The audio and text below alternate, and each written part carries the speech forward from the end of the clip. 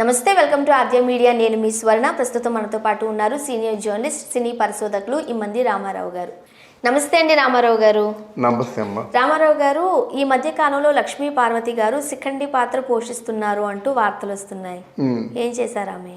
అంతే కదమ్మా, సెకండరీ కాకపోతే ఆవిడ తాలూకు ట్వీట్స్ ఎలా ఉంటాయంటే, ఎన్టీ రామారావు గారట ఈవిడ్ని పెళ్లి చేసుకోమని బతిమాలారట.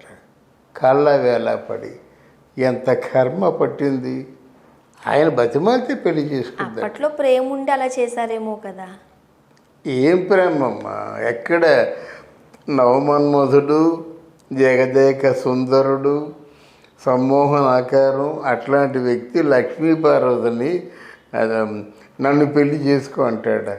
ఎవరైనా నమ్ముతారా? ఇప్పుడు జగదేక వీరుడు, అతిలోక సుందరి శ్రీదేవి గారు అని అంటూ ఉంటాము. శ్రీదేవి గారి లాంటి అందగత్తే చాలా తక్కువ మంది ఉంటారు అని అంటాం. బట్ అలాంటి ఆమె బోనీ కపూర్ని రెండో పెళ్లి చేసుకోమని కూడా అడిగారు అని కూడా వార్తలు ఉన్నాయిగా. అంటే మనం చూడడానికి అభిమానులుగా ఆయన ఆరాధిస్తాం, కానీ వ్యక్తిగతంగా ఆ ప్రేమ ఇష్టం ఉన్నదేమో కదా. గర్ల్స్ చాలా మంచి మాట చెప్పారు. కానీ శ్రీదేవి జీవితంలో ఇక నాకు జీవితం లేదు, నేను బతికినంతకాలం నేను ఏడుస్తుంటే నాకు ఓదార్చే ఒక భుజం కావాలి అని బోనీ కపూర్ తాలూకు భుజాన్ని కోరుకుందన్నమాట. అలా వాలిపోవాలంటే ఒక భుజం కావాలిగా. అంతేగాని తను వ్యక్తిగా చచ్చిపోయిన తర్వాత శ్రీదేవితో జీవితాన్ని పంచుకుంది, అది వేరు. ఇక్కడ అలా కాదు. రామారావు గారు ఒకవేళ నాకు సహచరి కావాలంటే ఎన్ని లక్షల మంది క్యూలో ఉంటారమ్మా.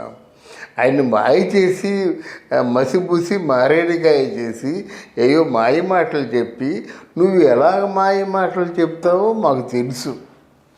వీరగంధం సుబ్బారావు గారు చెప్పారు, అది అందరూ విన్నారు. ఈవిడ చెప్పే మాయ మాటలు ఏమిటి? నువ్వు కానీ నన్ను చూడకపోతే నువ్వు చూస్తుండగా నిద్ర మాత్రలు మింగేస్తా. అయిపోయిందా? నిద్ర మాత్రలు మింగేసింది. తర్వాత డాక్టర్ దగ్గరికి వచ్చింది. నాకు కావాలి, నువ్వు కావాలంటే నీతో నేను ఓ బిడ్డను కనాలి, లేకపోతే నేను చచ్చిపోతాను. కన్నదా బిడ్డ?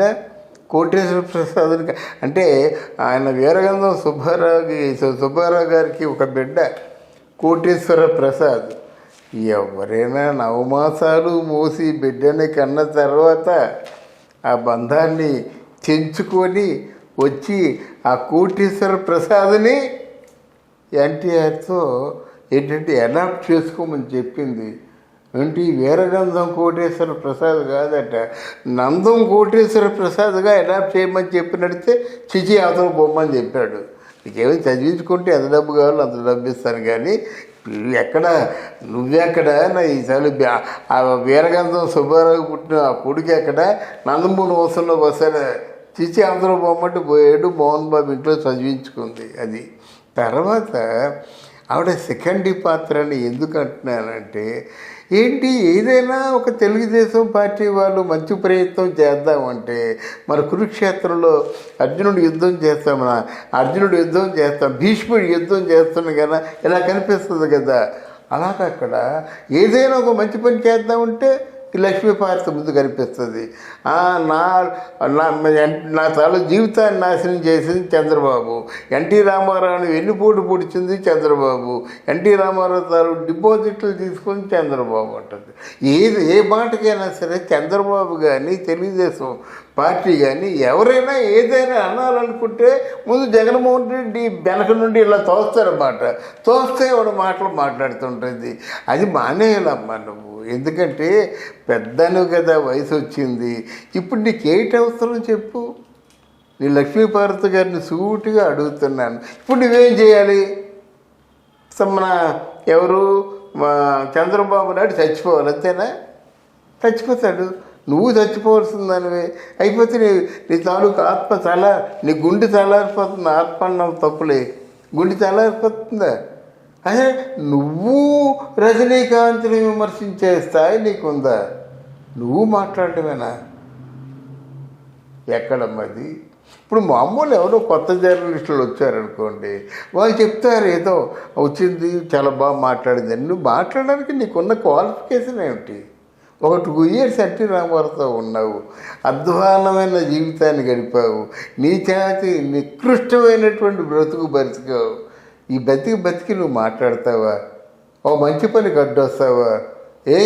మొత్తం ఆంధ్రదేశాన్ని పూర్తిగా అల్లకల్లోలం చేసి పూర్తి పాతాలను తొక్కేస్తారా మీ అందరూ కలిసి? నీకేమొస్తుంది? ఇప్పుడు నీకు ఇచ్చారు, నీకేమైనా ఓ పదవి వచ్చిందా?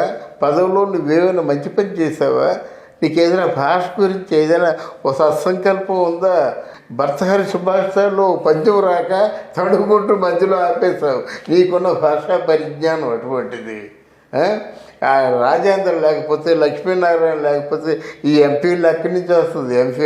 ఎంఫీల్తో నువ్వేం చేసావు? నీలా చదువుకున్నావు, నేను చదువుకున్నావు, మిగతా వాళ్ళు చదువుకున్నారు. చదువుకొని విద్యాగంధం ఉన్నవాళ్ళు ఇంత చండాలంగా, ఇంత నీచంగా, ఇంత దిగజారిపోయి ప్రవర్తించకూడదు. అదే నా బాధ అనిపిస్తుంది. అరే వాళ్ళు ఏదైనా మంచి పని చేద్దాం అనుకున్నట్టయితే వచ్చేస్తావు నువ్వు. లోకేష్కి అడ్డంగా వస్తావు, చంద్రబాబు నాయుడుకి అడ్డంగా వస్తావు, మన తారకరత్నాన్ని చంపేశారంటావు, ఉమామహేశ్వరు నా కూతురే అంటావు. ఏంటి ఇదంతా? ఎందుకు ఇదంతా? ఎవరి కోసం ఇదంతా? కేవలం మన జగన్మోహన్ రెడ్డి పట్టం కట్టడం కోసమైనా? పట్టం కడితే నీకేం కడతారు? నీ స్థాయి ఎక్కడ ఉంటుంది? ఇవన్నీ ఆలోచించుకోవాలమ్మా. సెకండ్ పాత్ర పోషించడం కాకుండా చివరి రామకృష్ణ అనుకుంటే చివరి రోజులైనా సరే ఆవిడ బట్టి తను పోయినట్టయితే పర్వాలేదు, కానీ ఇంత నీచంగా బిహేవ్ చేసి నీ మొగుడు స్థాపించినటువంటి నెత్తులు ఓడ్చి స్థాపించినటువంటి తెలుగుదేశం పార్టీని పాతాళాన్ని తొక్కడం న్యాయం కాదు లక్ష్మీపార్వతి గారు. ముఖ్యంగా నందమూరి కుటుంబ సభ్యులు ఎవరు లక్ష్మీపార్వతి గారిని కుటుంబ సభ్యురాలుగా చూడడం లేదు, చూడరు, ఆమె ఊసే ఎత్తరు. అవును. బట్ లక్ష్మీపార్వతే కావాలని నేను ఉన్నానంటూ ఏదో ఒకటి వాళ్ళను అంటే చెప్తూ ఉంటారు కదా, ఊరికే వాళ్ళని ఏదో ఒకటి అనడం, రెచ్చగొట్టడం, ఇవన్నీ కొంతమంది అభిప్రాయం. ఏమంటారు? కరెక్టే అమ్మా, అదే కదా వాళ్ళు రెచ్చగొడుతుంది. ఉన్న ఇష్యూకి వీళ్ళకి ఏమీ సంబంధం ఉండదు. అక్కడ ఇష్యూ తారకరత్న చౌకీని లక్ష్మీపార్వతికి సంబంధం ఏంటమ్మా? బాలకృష్ణ భార్యకి లక్ష్మీపార్వతికి సంబంధం ఏంటి? బాలకృష్ణ భార్య ఎప్పుడో బస్సు ఎక్కి వెళ్ళిందట, ఇప్పుడు చూసిందట. నువ్వు వెళ్ళలేదా ఎర్ర బస్సు ఎక్కి? నువ్వు ఎర్ర బస్సులో వచ్చావు కదా, ఎర్ర బస్సులో వెళ్ళావు కదా. వాళ్ళు ఎప్పుడైనా నీ గురించి ఎర్ర బస్సులో వచ్చిందని చెప్పారా? నువ్వు ఎందుకు అంత తెగిదారిపోయి మాట్లాడతావు? అందువల్ల ఆవిడ జీవితానికి చాలా పెద్ద, ఆవిడ చేసిన పనులకి చాలా పెద్ద మూల్యం చెల్లించుకోవలసిన అవసరం ఉంటుంది. సో లక్ష్మీపార్వతి గారు తన ఉనికిని చాటుకోవడానికి ఇదంతా చేస్తున్నారా? ఉనికి ఎక్కడుంది ఆవిడకు? ఉనికంటే ఏంటి? ఒకరి జీవితంలో కొన్ని ప్రత్యేకతలు ఉంటే అప్పుడు ఉనికి. లక్ష్మీపార్వతి ఉంటే మనకే, ఊడిపోతే మనకే. ఉనికంటే మీకు కొన్ని వాల్యూలు ఉండాలి. ఇప్పుడు మీ ఆఫీసులో పనిచేస్తున్నారు, మీ ఆఫీసులో పనిచేస్తుంటే మీకు గురుతరమైన ముఖ్యమైన బాధ్యతలు ఉంటేనే దాన్ని ఉనికి అంటారన్నమాట.